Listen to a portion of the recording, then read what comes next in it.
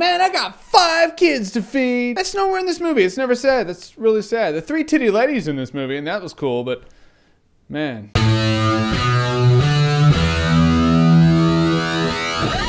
Total Recall. So Total Recall is another telling of a story that's actually a book that has a different title that I can't think of right now. And in that book, there's no Mars whatsoever. So in this movie, there is also no Mars, which actually makes it more accurate to the book than the old movie with Arnold Schwarzenegger. So in Total Recall, Colin Farrell plays Douglas Quaid. He's a guy who's more or less down on his luck. I mean, the guy has a hot-ass wife and a steady job. That being said, he's pretty miserable in his life. He's like, I know there's something else out there. I want to go to this recall place and have a mess with my brain. That's always the basis for smart decisions. And after he goes there, shit hits the fan. People are like, you're a spy. He's like, I'm not a spy. Then he's trying to run from the government who supposedly thinks he's a spy, and then he knows martial arts, but he really shouldn't. You don't know if it's all real. You don't know if it's all in his head because he went to that recall place. You just don't know. Problem is, if you've seen the old movie, you do know. And that was kind of a bummer for this. There's really no escaping that fact. If you saw the old movie, you knew you were going to be like, I know all the twists in this movie. I mean, this Total Recall doesn't follow the old movie verbatim or anything like that. It does have a lot of differences. But in terms of the template, that is the plot, and any twist that'll happen in the movie, more or less the same. Enough to where you don't feel like you're surprised at all, and you're like, yeah, I've seen this movie before. Maybe that's the way it should be. Maybe it's not, but it does detract from some enjoyment in this movie. I did like that they had a lot of throwbacks to the original Total Recall. It made me laugh. There are a few references or a couple of characters where you're like, hey,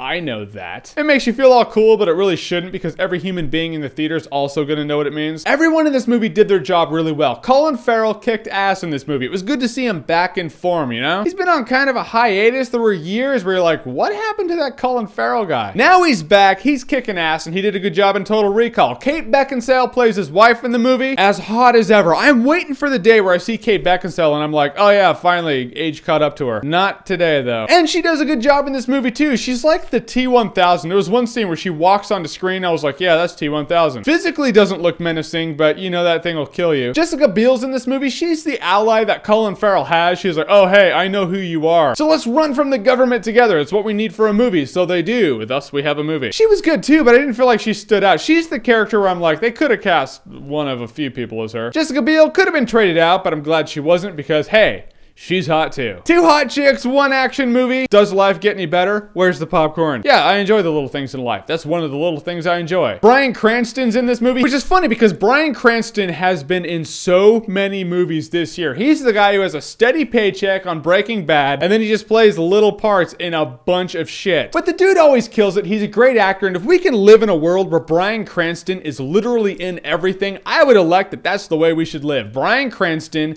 in everything. That already puts a smile on my face. This movie does have its own direction it takes in the sense that there's no Mars, so you know there's going to be that thing that Colin Farrell has to deal with that's bigger than the situation you think. That made sense, right? No? Well, that's what it is. Situations compound on themselves. They reveal a bigger situation. He has to deal with that. In this movie, it is not Mars. It's something else entirely, and I actually did enjoy it. And the action scenes were really cool too. A lot of shootouts, a lot of scenes where Colin Farrell's running on rooftops and the camera follows him into a window that he crashes through. You know, things like that that really look cool and stylish and almost like Uncharted 3. Yeah, a bit of Uncharted 3. A lot of shaky cam though. There was that. Sometimes that makes me dizzy. I was watching the movie going, can you stop that please? So in the end, this movie's really cool, really enjoyable, has a really cool yet familiar premise. The actors are good in it, the characters are great in it. If you've seen the old one, you're gonna enjoy this movie a bit less because you know ultimately everywhere the plot's gonna go. And in that, there's no real surprises in this movie for you. It's a bit of a bummer. But it's still enjoyable to watch. I will say Total Recall is a good time, no alcohol required. This movie would not hold a candle if this was May, June, or July, but it's August now, and this is a good movie for August. It's not gonna win any awards, but it's gonna entertain you. Alright, so Total Recall, what do you prefer, the old one or the new one? Comment below, let me know. And as always, if you like what you've seen here and you want to see more, click right here to see more.